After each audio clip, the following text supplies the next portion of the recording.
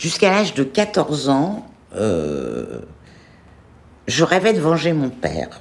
Voilà. Et je faisais un rêve récurrent que j'ai fait jusqu'à l'âge de 14 ans, où je rêvais, on habitait dans une rue assez étroite et très en pente, et nous on habitait en haut de cette rue. Et donc je rêvais qu'il y avait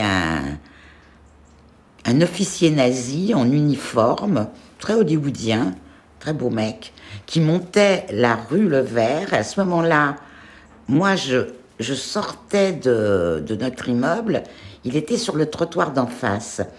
Et donc je traversais, je l'attrapais par les épaules, je lui éclatais la tête contre le mur, il y avait du sang partout. Et je me réveillais et j'étais hyper contente et je me disais, je l'ai vengé.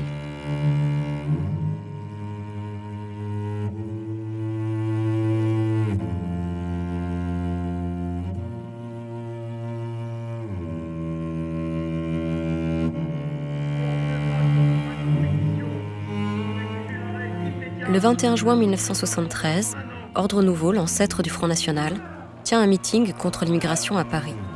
Pour s'y opposer, l'extrême gauche unie organise une contre-manifestation. L'affrontement avec la police, qui s'est interposée, est d'une violence inouïe. La détermination de ces militants contre l'extrême droite impressionne. Ce combat rassemble alors des jeunes issus de différents milieux, très politisés à gauche et qui ont souvent participé aux mobilisations de mai 68. Au milieu de cette foule, on trouve des militants qui ont une histoire singulière par rapport au fascisme et aux discriminations. Ils s'appellent Chorowitz, Cyrulnik, Glichtmann ou Feldhandler. Leur famille, d'origine juive, avait émigré en France dans les années 1920 et 1930 pour fuir la misère et l'antisémitisme. Elles venaient de Pologne, de Russie, de Lituanie. Elles ont été plongées dans l'horreur de la Seconde Guerre mondiale.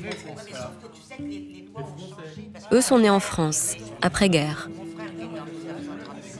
Ils ont grandi avec des fantômes. Ils en ont nourri une profonde colère et pour certains, des désirs de vengeance. Qu'est-ce qu'on fait de toute cette colère quand on a 20 ans, dans les années 60, et qu'on a envie de changer le monde? Eux sont devenus militants. Quand j'ai eu 12 ans, je lui ai dit, voilà papa, faut que tu me racontes. C'était comment Auschwitz? Donc tous les soirs, enfin pas tous les soirs, mais régulièrement le soir, je m'asseyais sur ses genoux et il me racontait. Alors aucun besoin de dire que c'était édulcoré, hein. Moi, j'étais très fière, quelque part, d'être une enfant déportée, parce que mon père, il était revenu. Et donc, c'était un héros.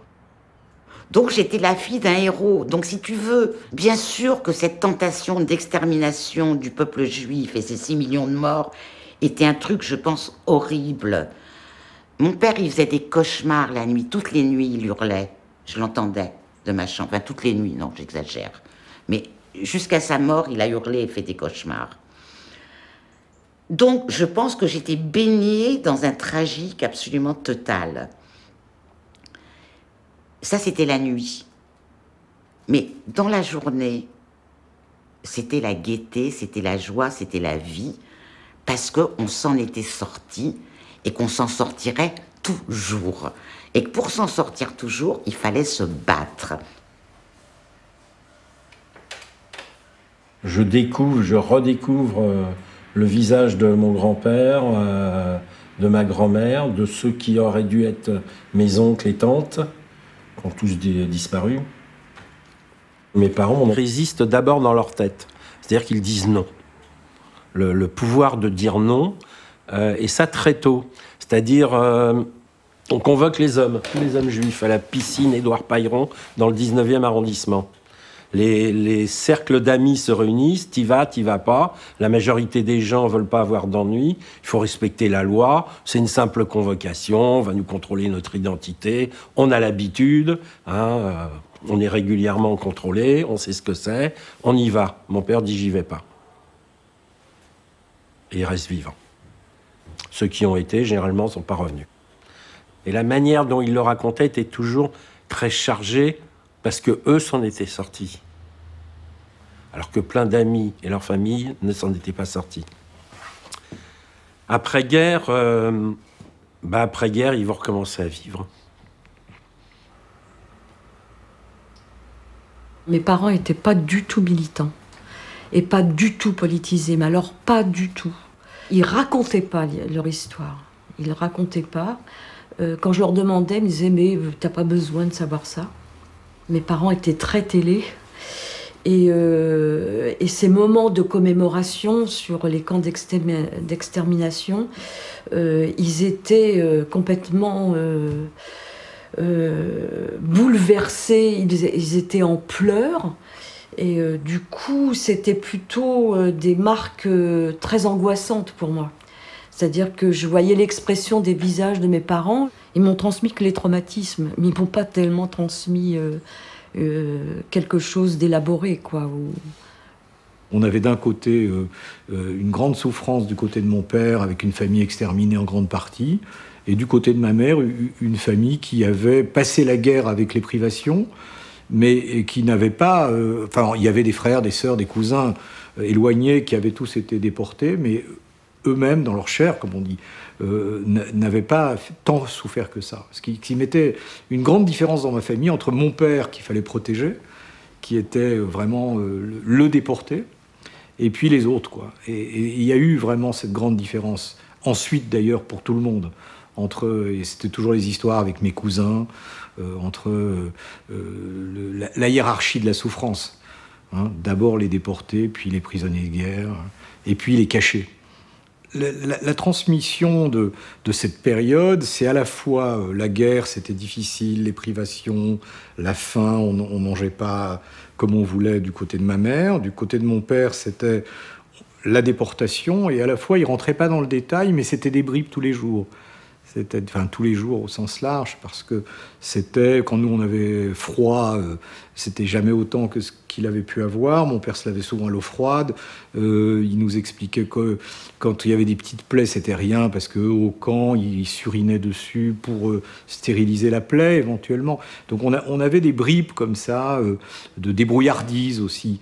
Mais on ne nous racontait pas grand-chose. Par contre, on vivait dans l'idée que c'était vraiment l'après-guerre, les survivants, et que tout ça pouvait recommencer. Chez moi, on parle de rien.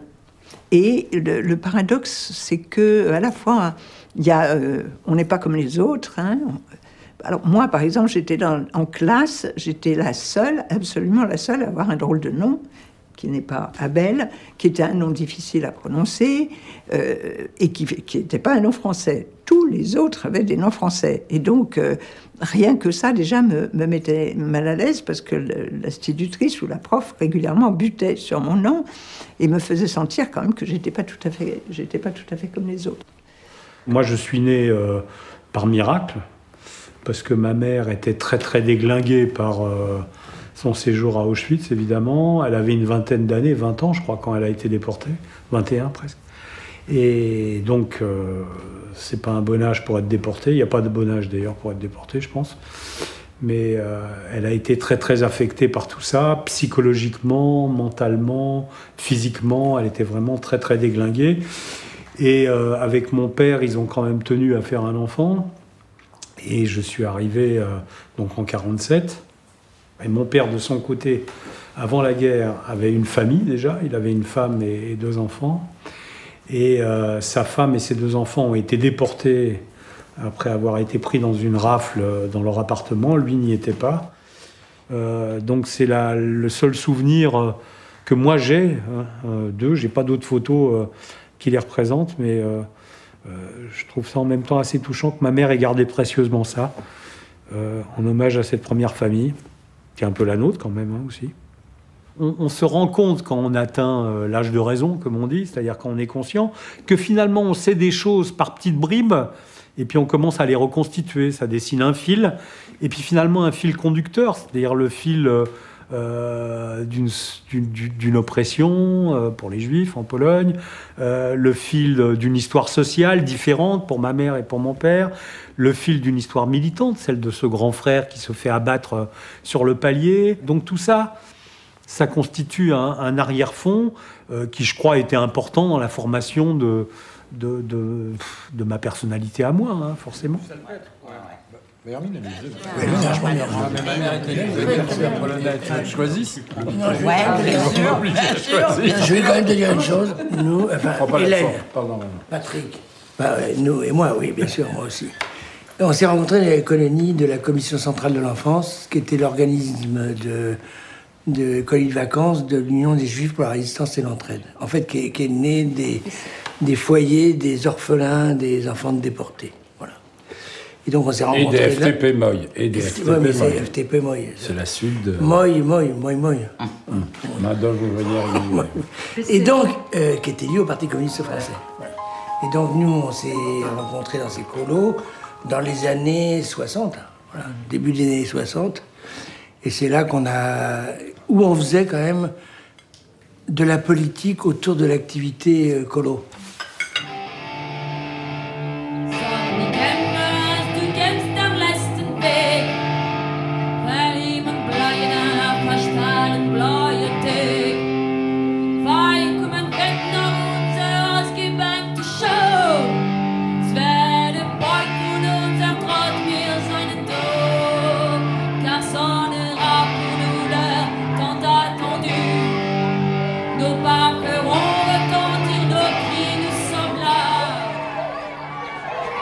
C'est sûr, c'était notre vie. En fait, on avait deux familles. On avait la vraie, le père, la mère. Il y en avait quand même qui avaient des oncles et des tantes, des grands-parents, enfin peu, hein, c'est pas des grandes familles vu que tout le monde y était passé, enfin beaucoup. Et puis il y avait la CCE. La CCE, c'est la deuxième famille.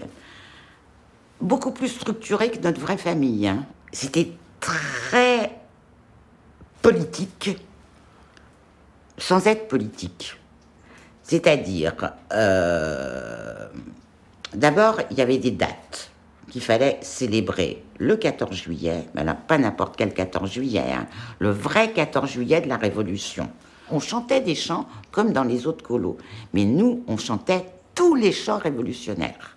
Puis dans toutes les langues, alors le chant des partisans, en yiddish, en espagnol, en italien, en machin, la marche de Boudienny, il est mort le grand Lénine, la jeune garde, bien sûr, enfin, tout. Je me souviens d'une fois, on traverse le village, on revenait de je sais pas où, et on s'est mis, du haut de nos 10 ans, à chanter la jeune garde.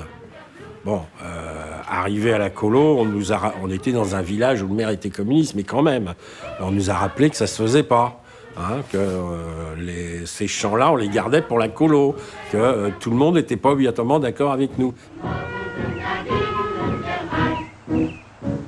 Mais là, on a rencontré la culture avec un grand C.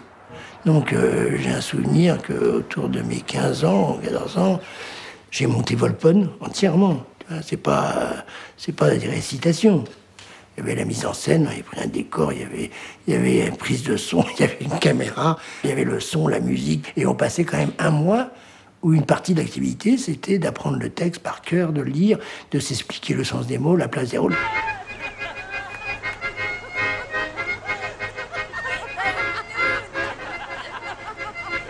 Dans un de ces patronages, il y avait au mur des grands portraits, je ne sais pas s'il était sépia ou noir et blanc, je ne me souviens plus, de jeunes, de relativement jeunes hommes et femmes. En fait, c'était des résistants qui avaient été fusillés. Assez moyen, hein, mais bon, c'est comme ça. Mais bon, à part ça, c'était très chaleureux. Hein. On riait beaucoup. Et Louba, je pense que c'était Louba, un jour, comme ça, dans ces réunions, on discutait beaucoup, on nous expliquait le monde. Elle a dit, les enfants, mettez le doigt sur la bouche, d'abord. Regardez. Alors, et après, enlevez le doigt de la bouche et répétez après moi. Ils n'ont jamais parlé. Alors on répétait, tu vois, 10 ans, ils n'ont jamais parlé. Voilà, ils ont été fusillés, mais ils n'ont jamais parlé. Qu'est-ce que tu veux, tu milites pas après une enfance comme ça? Parmi les figures héroïques qui peuplent leur univers, les résistants de la Fiche Rouge occupent une place privilégiée. Ces étrangers se sont engagés très tôt dans la résistance, dans les FTP Moy, liés au Parti communiste français. Fin 1943, une centaine de partisans sont arrêtés, dont 23 du groupe Manouchian, qui sont condamnés à mort. Une femme, et 22 hommes exécutés en février 1944, dont les visages s'étalent sur une affiche de propagande nazie. Cette affiche rouge deviendra le symbole de la résistance et du combat héroïque de tous ces étrangers morts pour la France.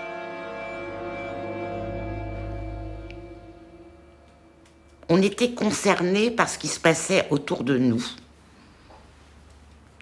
Donc, évidemment, on lisait les journaux, on écoutait la radio. Pendant la guerre d'Algérie, ce qu'on a appelé la guerre d'Algérie, c'était très très présent. Mais je sais pas, je crois qu'on est né comme ça. On pouvait pas être raciste. Ça n'existait pas. On pouvait pas être raciste, on pouvait pas être antisémite. Il y avait des choses qui nous semblaient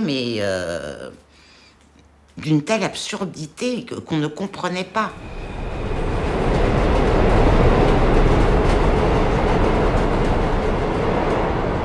Le 8 février 1962 a lieu une manifestation contre les attentats de l'OAS et pour la paix en Algérie. Cette manifestation, à l'initiative de plusieurs syndicats, soutenue par des partis politiques de gauche, est interdite par le gouvernement. À la suite de cette manifestation, il y a eu une répression policière extrêmement importante. Et à l'époque, on apprend que 8 personnes sont mortes, assassinées par la police, au métro Charonne, dans des conditions pas encore très claires à l'époque, si ce n'est que les grilles étaient fermées, qu'on leur achetait des grilles d'arbres, enfin, qu'il y a eu des coups de matraque extrêmement graves avec fracture du crâne et gens pas emmenés à l'hôpital, pas soignés. En tout cas, beaucoup de blessés et 8 morts. Et 5 jours après, l'enterrement de ces 8 morts, et là, mes parents m'emmènent avec eux.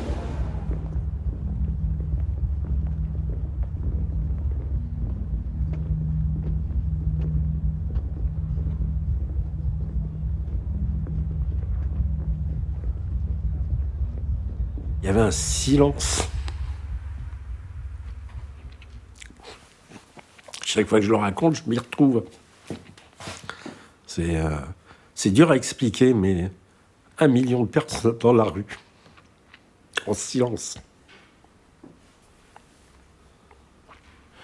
Et l'enterrement de Charonne, je crois que ça me rattache définitivement à l'appartenance à la mouvance militante communiste et des mouvements de jeunesse communistes. Je rencontre une personne à cet enterrement qui va avoir une importance quand même assez grande, qui est Élie Kagan. Parce que c'est le premier qui va me parler d'un autre événement qui n'a pas été toujours à la hauteur n'a pas été entendu à la hauteur où il aurait mérité, c'est Octobre 61. Parce que c'est lui qui est un des rares témoins d'Octobre 61 qui a pris des photos. À l'occasion notamment de Charonne, il me raconte les événements d'Octobre 61 dont je n'avais jamais entendu parler avant. Le 17 octobre 1961, la Fédération de France du FLN appelle les Algériens de la métropole, hommes, femmes et enfants, à défiler pacifiquement dans les rues de Paris. La répression policière est terrible. Elle fait plusieurs centaines de blessés et près de 100 morts et disparus. Un massacre d'État perpétré en plein Paris sous les ordres de son préfet de police, Maurice Papon. Ce début des années 60 est marqué par une politisation importante. Face à l'extrême droite pro-Algérie française, la mobilisation s'organise, notamment dans les milieux étudiants et lycéens. La guerre d'Algérie, ça veut dire l'OAS aussi en France. Et les gens qui sont du côté de l'OAS, de l'Algérie française, etc. Et dans ces gens-là, nous, on les appelait des fascistes. Et de plus en plus, on les retrouvait. Alors, j'ai parlé des sorties de lycée, dans les facs. On les retrouvait aussi de temps en temps dans les quartiers. Enfin, ils distribuaient sur les marchés, ils faisaient des choses. Maintenant, on a pris malheureusement l'habitude de ça, mais à l'époque, c'était un peu nouveau. Et la première victoire, c'était d'interdire la parole à ceux qui ressemblaient plus à cet ordre noir contre nous, qui était donc Occident, les fascistes, ceux qui étaient pour l'Algérie française à l'époque, très vindicatifs, très racistes et très exclusifs. Je me rappelle qu'on faisait un truc assez incroyable. Moi, à l'époque, j'étais très maigre, et très léger. Je faisais pas du tout musclé, et je faisais pas Schwarzenegger, le Terminator. Et alors le grand truc qu'on faisait, je me rappelle qu'on faisait un truc qui était assez marrant, c'est que j'enlevais mon blouson de cuir Et donc, je faisais complètement miquette, tu vois, petite chemise et tout. J'allais voir les gars de Ordre Nouveau, d'Occident, c'était encore Occident, parce que c'était à 70, je leur disais, t'as 2 minutes pour partir. Et personne ne pouvait croire que le Mickey qui était là allait les faire partir, tu vois, c'était assez drôle. Et donc, mais il y avait les autres à côté, tu vois. Et on faisait exprès de leur envoyer de se mettre dans la tenue la plus ridicule pour eux, tu vois, dans leur mystique, tu vois, de comment ils avaient osé. Et petit à petit, on a quand même inversé, et c'est nous qui avons gagné. Je pense au lycée Turgot, où ils ont débarqué avec des lance-pierres, des billes en acier, et qu'ils ont tiré dans tout ce qui sortait du lycée. Et là, ils ne sont pas rendus compte, eux, parce qu'ils n'ont pas fait attention. C'était les 6e qui étaient en train de sortir. Et dans les 6e, il y avait Roby. Et Roby, il faisait partie de la commission centrale de l'enfance, en plus. Il touchait à beaucoup de choses, là, sans s'en rendre compte. Ça a dégagé une violence intérieure, hein, ce qui fait que quand il a fallu les repousser, la violence a été démultipliée. Voilà. Là, c'est du concret, mais c'est tripal. Alors, c'est raisonné, parce qu'il fallait bien protéger les gamins du lycée. On les a fait re-rentrer, les petites 6e, hein, et puis après, on a chargé, quoi.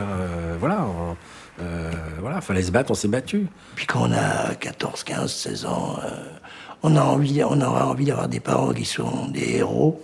Mais quand j'étais jeune, je ne comprenais pas qu'ils n'aient pas été directement avec un flingue dans la poche, descendre le premier allemand. Bon, voilà. C'est compliqué, hein. Mais on a besoin de ça pour s'identifier, se construire. Et donc, la bataille contre les fascistes, c'est une manière de reprendre un flambeau des gens de la fiche rouge, de continuer ce qui était intolérable et qui ne devait jamais... La bête ne devait plus jamais ressortir du ventre qui n'était pour le moment plus fécond, mais qui pouvait redevenir fécond. Voilà. Pour faire penser à Brecht, tu vois.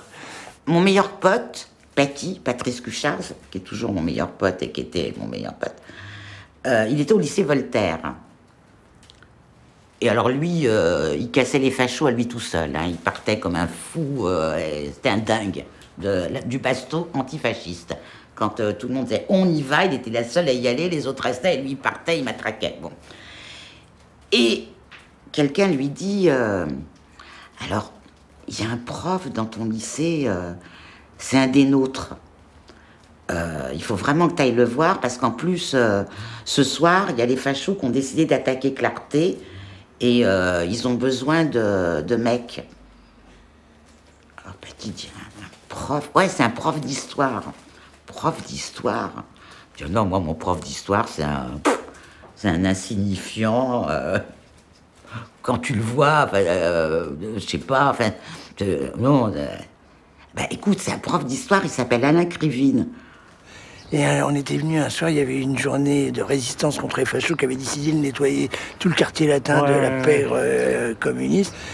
Et je vois arriver, il me dit, putain, il y a Patrick qui me dit, c'est mon prof, c'est Krivine, regarde, c'est mon prof. Je vois arriver un prof, tu vois, qui est là, avec des gants. Je dis, oh, là, le prof qui a des gants, c'est pas pour faire des tricots quand même, c'est pour attendre les fachos. C'est pour faire l'histoire. Non, enfin bon. Et alors là, je dis, oh là, c'est tout bon, tu vois, tout bon. La rencontre avec Alain Krivine va les rattacher à un courant internationaliste et anti-stalinien qui va s'incarner en 1966 dans une nouvelle organisation, radicale dans son projet politique et ses modes d'action, la Jeunesse communiste révolutionnaire. Avec la JCR, qui devient quelques années plus tard la Ligue communiste, ils rencontrent la politique, et jusqu'au milieu des années 70, ils seront de toutes les luttes. Il y a une ambiance qui est une ambiance porteuse, si j'ose dire. C'est avant 68, tout ça. Donc on est dans une conjoncture où il est normal de militer, où il est normal de s'engager, et surtout, il y a une perspective, et il y a un idéal. Et la perspective, c'est... Staline, c'est fini, il est mort en 53. Hein. Donc Staline, le stalinisme, il y a eu le rapport Khrouchtchev. Donc ce qui est à l'ordre du jour, c'est une autre société, c'est l'émancipation. Bon, on tire les leçons de tout ça, on balaye tout ça, et puis maintenant on va construire un vrai socialisme. Pour nous, c'était clair. Il fallait changer le monde. Changer le monde, c'était sans doute un peu vague. Hein. Qu'est-ce que ça voulait dire exactement ? Ça voulait dire se débarrasser du capitalisme, même mettre fin au capitalisme, et surtout pas construire une société qui donnerait ce qu'avait été l'Union soviétique. Ça, c'était absolument indissolublement lié. Hein. L'antistalinisme et l'anticapitalisme, pour nous, c'était indissolublement lié. Et pour nous, le Vietnam, c'était quelque chose qui avait beaucoup à voir avec ça, parce que c'était à la fois une bagarre formidable du point de vue du rapport de force, de la mobilisation des forces en présence entre le petit peuple vietnamien et puis le géant américain. Mais en même temps, ça ne se faisait pas sous les auspices de l'Union soviétique, ça ne se faisait pas dans l'obédience stricte par rapport à Moscou, etc., etc.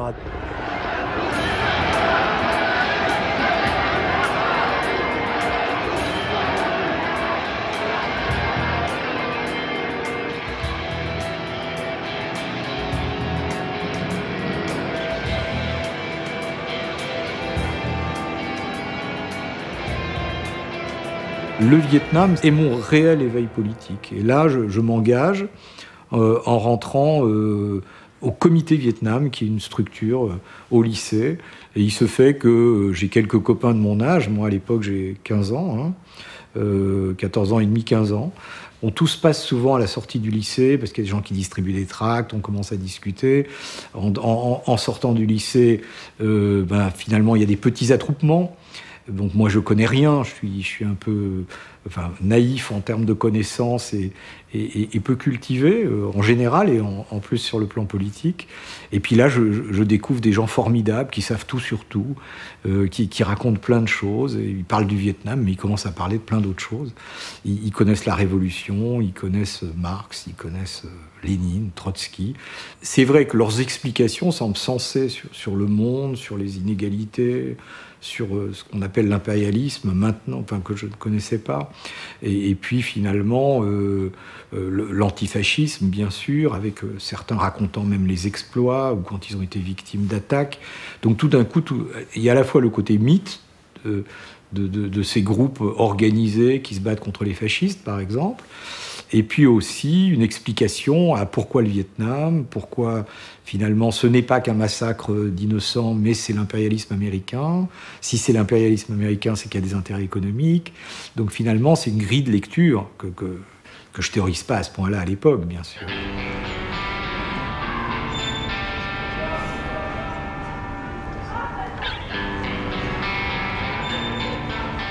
Je vais dire ça d'une manière très naïve, mais c'est comme ça que je l'ai vécu. C'est là où j'ai commencé à faire des études. C'est dans les structures sympathisantes de la Ligue, avec des lectures, parce que les structures sympathisantes c'était des lieux, en tout cas moi je l'ai vécu comme ça, très exigeantes au niveau de la formation. Il n'y a pas que les comités rouges, il y avait les écoles de formation aussi. Il y avait des dirigeants qui avaient une telle aisance, alors là, de raconter le monde, que du coup, j'ai commencé à me dire que ça pouvait être accessible, quoi. Voilà. Et j'ai beaucoup souffert, hein. Beaucoup, beaucoup. Parce que faire des exposés sur les traités d'économie marxiste devant les dirigeants de la Ligue, qui étaient écroulés de rire quand je faisais des exposés. Je dois dire que les 4 traités d'économie marxiste d'Ernest Mandel, c'est un souvenir très marquant, très traumatisant. J'ai pas de diplôme, j'ai pas fait d'études universitaires. Mes universités, c'est la Ligue communiste. Voilà. On fait tellement de choses que j'ai du mal à m'en souvenir. Parce qu'à l'époque, quand on militait, c'était 24 heures sur 24, hein, littéralement. Enfin, j'exagère, parce qu'on dormait un peu, mais enfin, on dormait pas beaucoup. Et puis, on n'arrêtait pas de faire des tracts, des machins, des réunions. Alors, qu'est-ce qu'on faisait ? On faisait une activité de solidarité avec le Vietnam, qui était très importante, qui jouait un grand rôle à l'époque. On faisait une activité de solidarité avec les grèves ouvrières dont j'ai parlé avant 68, mais aussi qui se sont prolongées après, avec 68 bien évidemment. Et puis, on faisait beaucoup comment dire, de propagande auprès des étudiants. Quand on était chez les étudiants, on organisait des réunions, on faisait des réunions publiques, on essayait d'expliquer qu'on avait raison, évidemment, et que les autres avaient moins raison que nous, quelquefois de manière un peu présomptueuse, sans doute. Il fallait démontrer que d'être déterminé était un moyen de gagner. Et là arrive la notion d'exemplarité, tu vois.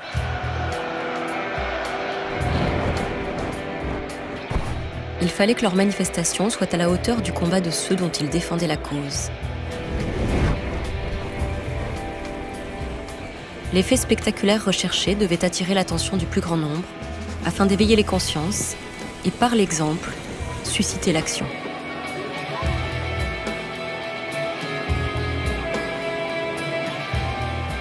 Une fois, il y a des copains suisses qui sont venus et qui ont mis un drapeau sur l'aiguille du sommet de Notre-Dame.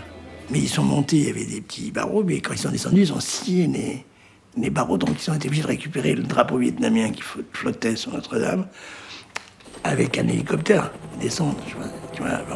Et on était portés comme ça par une certitude qui nous rendait très audacieux.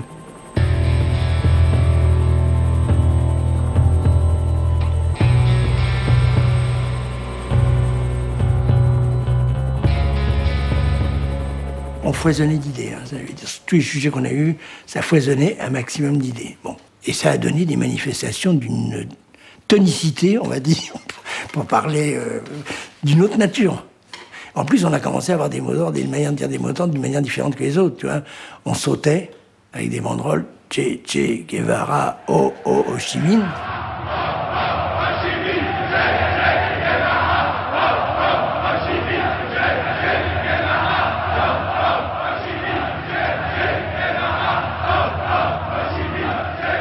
La société inégalitaire ne pouvait plus exister. Voilà. Donc, on allait se battre pour des lendemains qui chantent. Voilà. Comme il y avait dans les chansons, comme ça. Et on y croyait dur comme fer. Et ça nous donnait beaucoup d'allégresse et beaucoup de joie et beaucoup d'espoir. Évidemment, c'est génial de penser qu'on peut changer le monde, qu'on va faire partie des gens qui vont changer le monde et en chantant en plus. Ces années de militantisme couvrent la période de 1966 à 1973. Quand les événements de mai 68 arrivent, ils sont convaincus que la révolution qu'ils espéraient a démarré. Ils sont partie prenante des mobilisations, dans les manifestations, les AG, les réunions et lors de la nuit des barricades.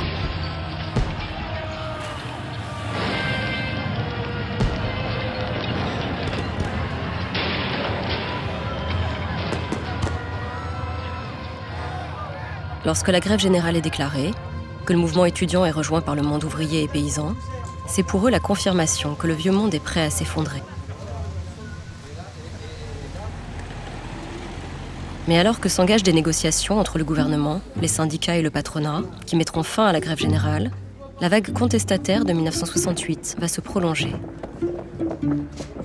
Alors bon, 68, il y avait eu une fin quand même, bien sûr, et on l'avait vu, mais on était certain, et la réalité semblait le confirmer, que ça avait été une secousse, on disait une répétition générale à l'époque, mais que cette secousse allait être suivie par d'autres, hein, comme un tremblement de terre, il y a des répliques, et que les répliques, on les voyait dans la société, il y avait des mobilisations, il y avait des grèves, la mentalité avait complètement changé.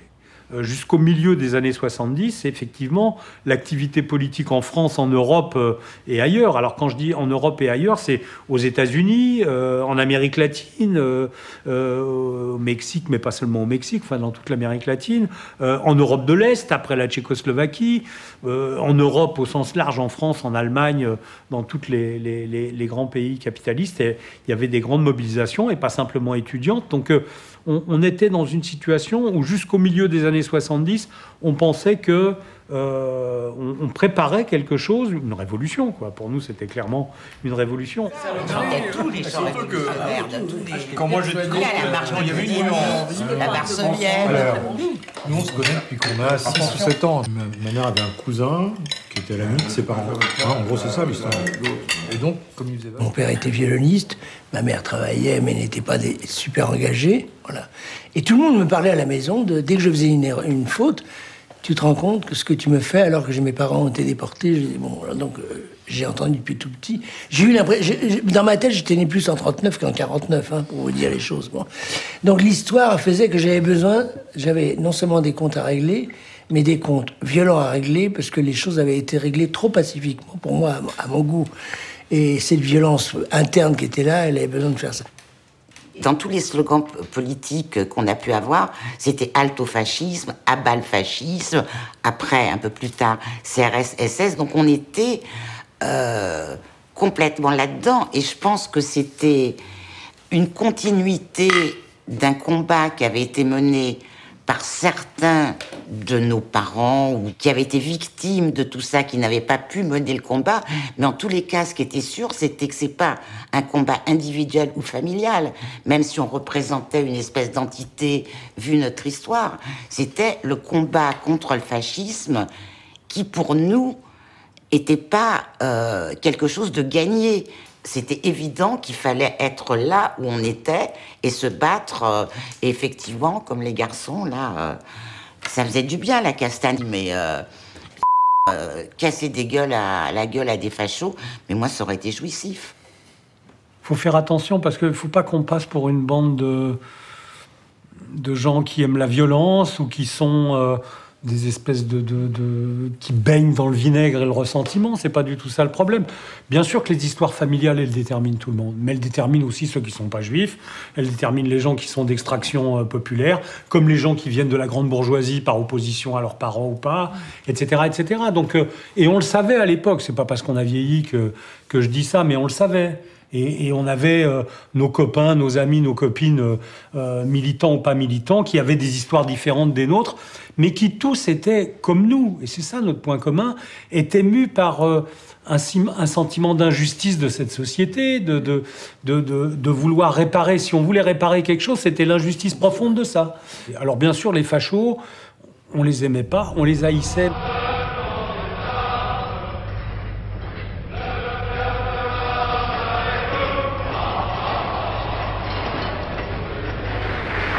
Nous organiserons une vaste campagne de pétition pour exiger l'arrêt immédiat de toute immigration pendant 1 an. À droite, ça se radicalisait aussi. Ça se radicalisait beaucoup. Et les mouvements fascistes, à l'époque, ça s'appelait Ordre Nouveau, ancêtre du Front National, d'une certaine façon. Les mouvements fascistes immobilisaient beaucoup. Hein. Donc on a vu monter tout ça. On s'est dit, il faut y mettre le haut là, parce que pour nous, il n'y avait pas de doute sur le fait que ces gens-là, non seulement voulaient notre peau, mais ils voulaient effacer la trace de 68. Et quand je dis la trace, c'est y compris la trace culturelle. Hein, les trucs, tout ce qui était libération, les mouvements féministes sur l'avortement, la contraception, tout ça, ils se mobilisaient contre ça, hein, et contre la liberté culturelle dans la jeunesse. Donc, quand ces jeunes gens, Occident et Occident avant Ordre Nouveau, ont organisé un grand meeting avec tout ce que la France comptait de racailles, anciens de la collaboration, fanatiques de l'Algérie française, et puis jeunes gens qui étaient admiratifs de tout ce passé pétainiste et OAS, ont mobilisé pour un grand meeting à la Mutualité. On a dit non, ça passera pas comme ça. Hein. Il faut qu'il y ait une réaction. Il y a eu une très grande réaction, hein, à laquelle j'ai participé, qui était la grande manifestation du 21 juin 1973. l'idée est de résister, de ne pas laisser cette manifestation d'extrême droite se dérouler. Donc le service d'ordre de la Ligue communiste se prépare. Il y a une discussion en bureau politique, mais ce qu'on ne sait pas, c'est qu'il y a 400 cocktails Molotov. Je ne sais même pas s'il n'y en a pas plus. En tout cas, qu'il y a des cocktails Molotov préparés et que ce qui se prépare, c'est un vrai affrontement contre des bandes armées de l'autre côté, mais qui n'est pas non plus une manifestation populaire. Il y a eu beaucoup de débats dans la Ligue, y compris au sein du service d'ordre, avec l'idée de savoir pourquoi est-ce qu'on pouvait se permettre d'aller à l'affrontement. Tout le monde sait, tous ceux qui ont fait un peu de politique dans l'extrême gauche savent que quand on fait une manif dure, il y a toujours un risque d'être interdit. Hein. Bon, voilà. Bon. Donc la discussion qui était, c'est est-ce que l'enjeu vaut de perdre ce qui a déjà été construit, voilà. Ou est-ce que ce sera complètement incompréhensible et définitivement nous faire retomber dans les caves de l'histoire. Bon, voilà. Bon. Ça a été décidé. Bon. Ce qui était le plus dur à réfléchir, c'est le trajet, comment on l'organisait, la répartition des tâches, de manière à ce que ça ne filtre pas à l'extérieur pour les flics. Voilà. Mais il y avait un certain sérieux. Après, une fois qu'on a dessiné un parcours, eh ben, une ville, elle a plein de ressources extraordinaires pour déposer du matos là où on veut, dans des lieux qui sont naturellement faits pour ça. Les poubelles par ici, une armoire qu'on sait qui s'ouvre pas difficile.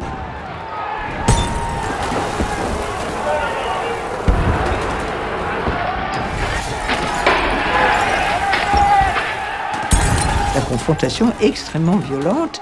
On voit débouler le service d'ordre de la Ligue communiste, casqué, avec bâton machin. Et là, on est dans une confrontation tellement violente et grave que la Ligue communiste est dissoute.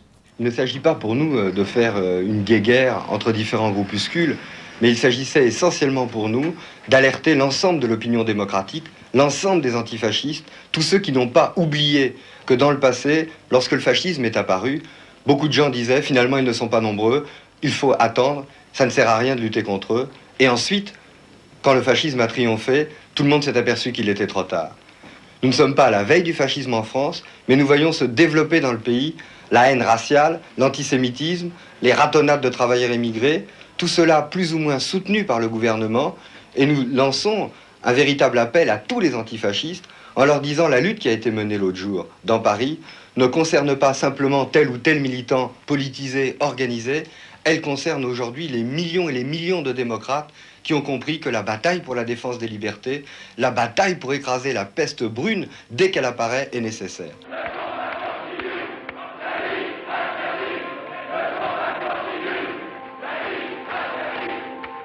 Après la dissolution, l'activité militante se réorganise rapidement, portée par le large soutien dont la Ligue communiste a bénéficié de la part des partis de gauche et des syndicats. Quelques mois plus tard, à la fin de l'année 1974, la Ligue communiste révolutionnaire, plus connue sous le nom de LCR, est créée. La Ligue a toujours pratiqué l'idée que de faire des actions spectaculaires avait une fonction d'exemplarité.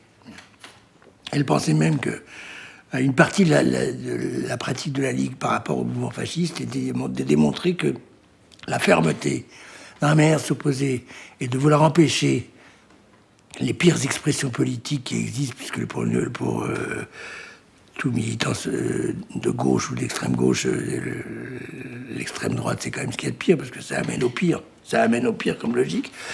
Était de montrer les déterminations. Ce qui explique pourquoi la Ligue a toujours été favorable à des actions d'éclat contre l'extrême droite. Bon. Pour moi, je relativise cette question.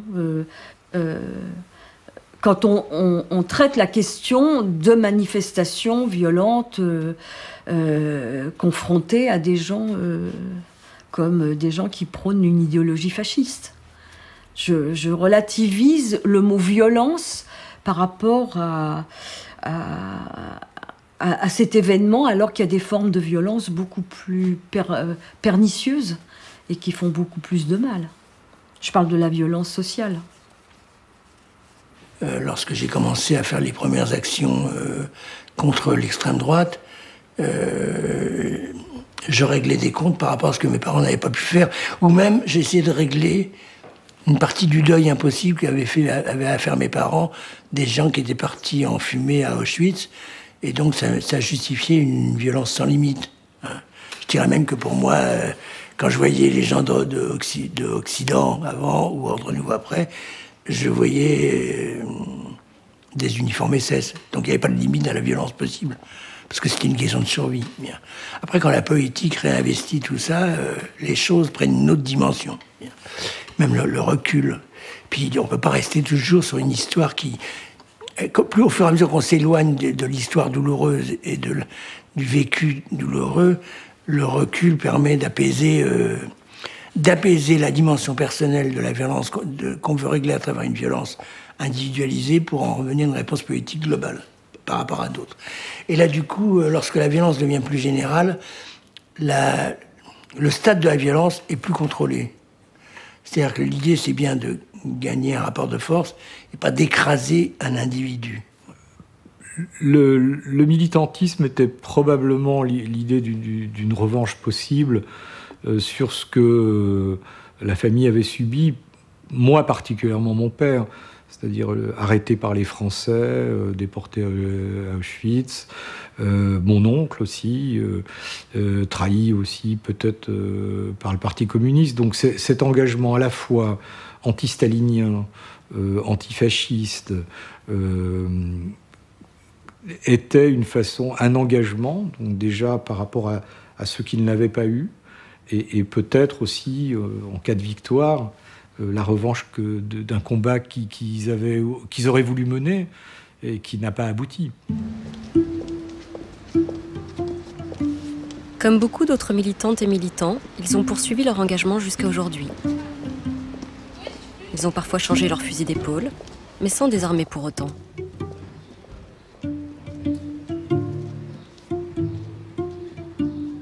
Certains ont continué à militer à la LCR, quand d'autres ont poursuivi leur engagement ailleurs, notamment dans le cadre de leur métier. Éducateurs, promoteurs d'une nouvelle médecine généraliste, enseignantes ou investis dans la politique de la ville. Ils ont aussi milité dans les mouvements antiracistes, féministes et altermondialistes de ces dernières décennies. Mon histoire personnelle et l'histoire de beaucoup de gens au XXe siècle, c'est une histoire de déracinement, d'errance à travers le monde, hein, on peut le dire comme ça. Mes parents, ils étaient polonais, ils se sont retrouvés en Belgique pour mon père, ici, etc. Bon, les points d'attache, c'est un peu par hasard, hein. Donc eux, c'était une histoire personnelle pour eux, qu'ils n'avaient pas choisie et qu'ils avaient subi douloureusement. Moi, je suis né en France, j'aurais pu naître, je ne sais pas où, en Pologne ou ailleurs auparavant. Donc j'aime bien la France et j'aime bien l'histoire française et tout ça, il n'y a pas de problème là-dessus. Mais j'ai toujours considéré que ma patrie, c'était la terre, quoi, c'était le monde. Et donc quand on voyait des gens se bagarrer ailleurs, au Vietnam par exemple, pour nous, ça confortait le fait que la Révolution, c'était une affaire mondiale, c'était pas une affaire française. La notion de ce judaïsme communiste un peu familial, c'était aussi un truc où t'appartenais pas vraiment à une classe sociale.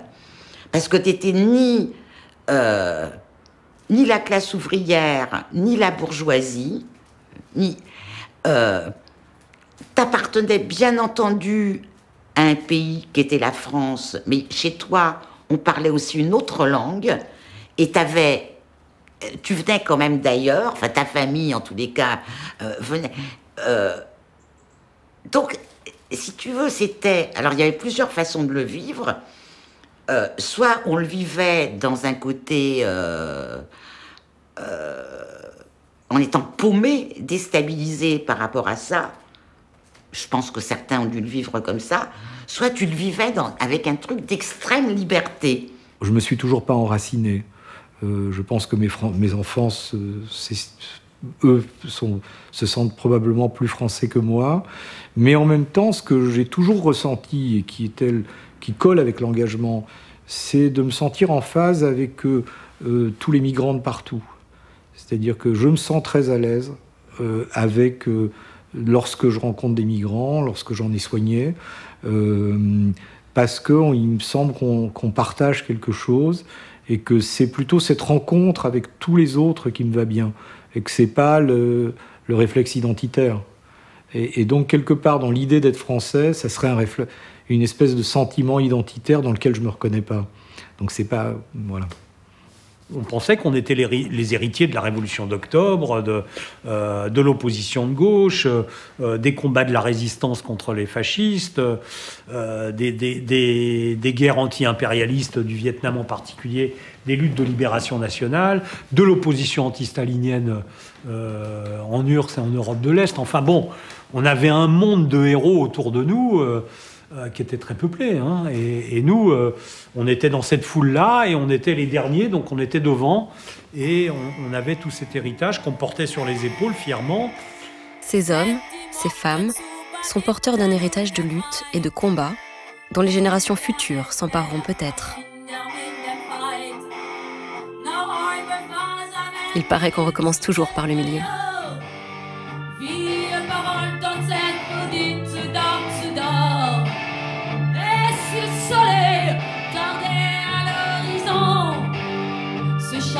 Transmettra comme un appel. Das Lied geschrieben ist mit Blut und mit Leer. Sie nicht Lieder von der Feuer. Das ohne Volk schwingt verdient gefällt. Das linke Sugar mit Nagane sind die Jahre. Un peuple entouré de murs qui s'écroule. La chante et le pistolet nagant à la main. Tu la connais cette chanson? Oui, je la connais, oui. C'est impressionnant, hein, je veux dire, parce que c'est quand même le seul cri d'appel international à résister contre le fascisme pendant la guerre, dans la pire condition, au ghetto de Varsovie. Il y avait 7 pistolets contre une division allemande, c'est incroyable. Ça me touche beaucoup. Ouais. Ça m'évoque ce qu'ils ont vécu, vachement dur, vraiment, et puis ça me met en colère contre les gens qui acceptent que ça revienne. Ce truc-là, c'est terrible. Parce que les ghettos, il y en a partout qui se développent, des murs. Tu vois, ils parlent du mur. Bon, il y en a qui votent parce qu'on va faire des murs. Il y en a qui votent, qui font les murs.